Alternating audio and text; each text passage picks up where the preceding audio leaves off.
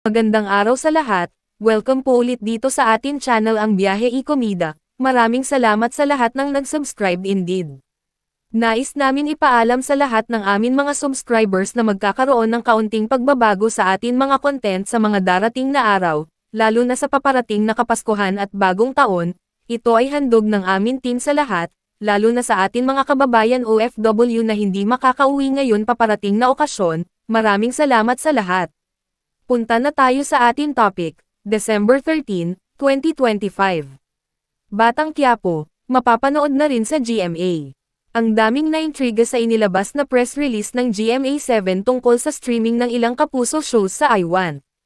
Alam naman ng lahat na ABS-CBN ang I-Want at ito ang pinakamalakas na streaming app sa mga kababayan natin sa ibang bansa. In-announce na ngayon ng Kapuso Network na ang GMA Pinoy Bundle ay mapapanood na sa I-Want TV. Yun ang nakasaad sa malaking billboard na nakapaskil sa GMA building. Bahagi ng kanilang inilabas na press release, this isn't just any billboard. It's a big shoutout to every global Filipino as we mark the month of overseas Filipinos this December and 20 years of GMA Pinoy TV. Packed with favorite kapuso shows and personalities, this display is a reminder that no matter the distance, home is just a stream away. Kasama sa GMA Pinoy Bundle ay ang mga programang Kapuso Mo, Jessica Soho, Encantadia Chronicles, Sangre, Bubble Gang, Family Feud, Tadhana, Fast Talk with Boy Abunda, Unang Hirit at 24 Oras.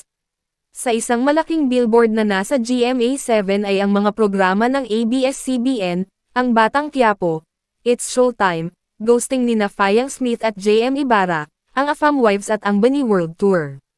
Ang Sangre lang ang kapuso show na nandun at ang Pinoy Big Brother Celebrity Collab. Mas naiintriga ang lahat sa Batang Quiapo na nakikita roon sa billboard, at nasa building ng GMA7. Ang duda tuloy ng iba, sa GMA7 na ba mapapanood ang Batang Quiapo? Pero ang dinig namin sa Sangre ay mananatili pa ring nasa primetime ng GMA7 at magtatagal pa raw ito. Ang narinig pa namin sa Batang Quiapo ay hanggang January 2026 na lang daw ito. Pero tuloy-tuloy pa rin ang taping nila, at wala pang nagsasabi kung matatapos na ba sila. Ang latest pang nabalitaan namin ay nagkaroon daw uli ng meeting ang TV5 at ABS-CBN. Posible kayang maayos at matutuloy pa rin sila sa TV5.